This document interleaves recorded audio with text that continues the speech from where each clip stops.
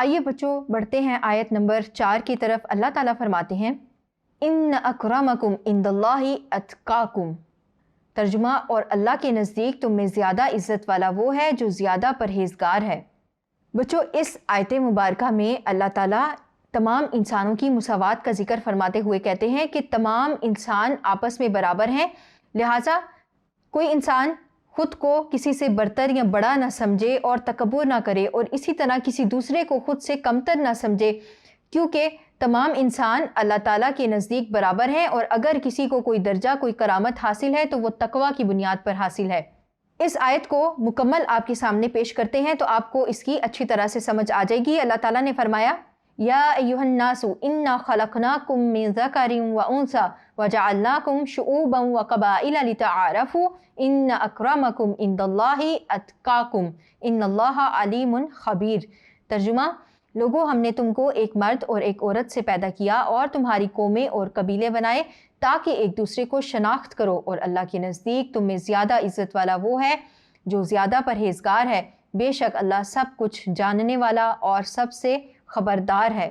تو بچوں اس آیت مبارکہ میں اللہ تعالیٰ یہ فرما رہے ہیں کہ تمام انسان آدم علیہ السلام کی اولاد ہیں، سب کو اللہ تعالیٰ نے برابر پیدا کیا ہے، مساوات انسانی کا درس دیا جا رہا ہے، تو کوئی انسان خود کو دوسرے سے افضل نہ سمجھے۔ اللہ تعالیٰ نے انسانوں کو قبائل میں تقسیم اس لیے کیا ہے تاکہ ان کی پہچان ان کے واسطے آسان ہو جائے، ورنہ اللہ رب العزت کے نزدیک رنگ، نسل، خون، قبیلہ کوئی اہمیت نہیں رکھتے۔ اگر کوئی چیز اللہ کے نزدیک اہمیت رکھتی ہے، درجات کو بلند کرنے والی ہے، تو وہ تقوی ہے، یعنی اللہ تعالیٰ کا ڈر، اللہ تعالیٰ کی اطاعت۔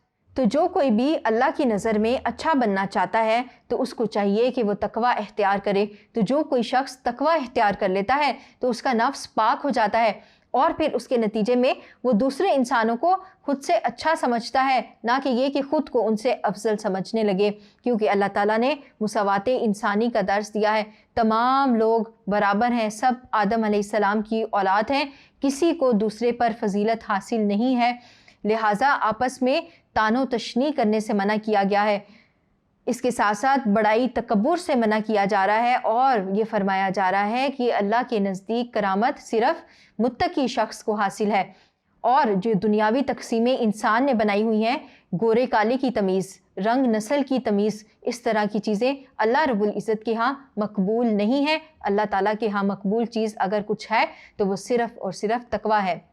اور بچوں خطبہ حجۃ الوداع کے موقع پر بھی رسول اللہ صلی اللہ علیہ وسلم نے اسی بات کا درس دیا تھا۔ آپ صلی اللہ علیہ وسلم نے فرمایا تھا کسی عربی کو عجمی پر اور عجمی کو عربی پر فضیلت نہیں، سرخ کو سیاہ پر اور سیاہ کو سرخ پر فضیلت نہیں، مگر صرف تقوی کے سبب۔ تو بچوں اس آیت مبارکہ میں ہمیں مساوات انسانی کا درس دیا جا رہا ہے۔ اسلام کی تعلیمات کو کھول کر دیکھ لیجئے، اسلام کی عبادات کو دیکھ لیجئے، رسول اللہ صلی اللہ علیہ وسلم کی سیرت کا مطالعہ کر کے دیکھ لیجئے، ہمیں مساوات انسانی کا درس دیا جاتا ہے۔ ہم دیکھتے ہیں کہ ہم نماز ادا کرنے کے لیے مسجد جاتے ہیں تو وہاں گورا، کالا، سرخ، سفید، حبشی، عربی، عجمی، تمام لوگ، یہاں تک کہ آقا اور غلام، شاہ و گدا، سب کے سب ایک ہی صف میں کندھے سے کندھا ملا کر کھڑے ہوتے ہیں۔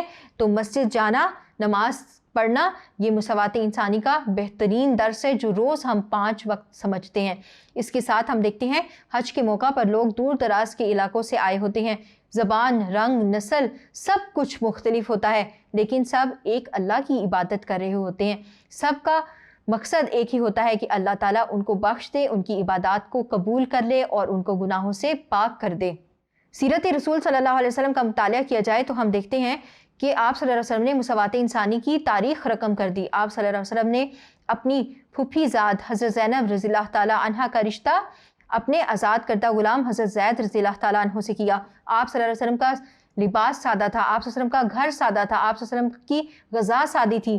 صحابہ کرام رضوان اللہ علیہم اجمعین کے ساتھ فرش پر بیٹھ جایا کرتے تھے، ان کے ساتھ بیٹھ کر کھانا کھا لیا کرتے تھے، غزوات میں ان کے ساتھ شریک رہے، اس کے ساتھ ساتھ مساجد کی تعمیر میں ان کے ساتھ شریک رہے، خندق کھودنے میں ان کے ساتھ شریک رہے۔ تو رسول اللہ صلی اللہ علیہ وسلم کی زندگی سے ہمیں مساوات انسانی کی بہترین مثال ملتی ہے۔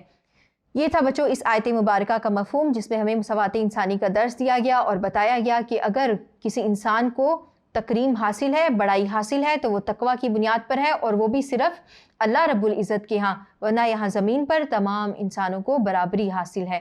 آئیے بڑھتے ہیں اگلی آیت مبارکہ کی طرف۔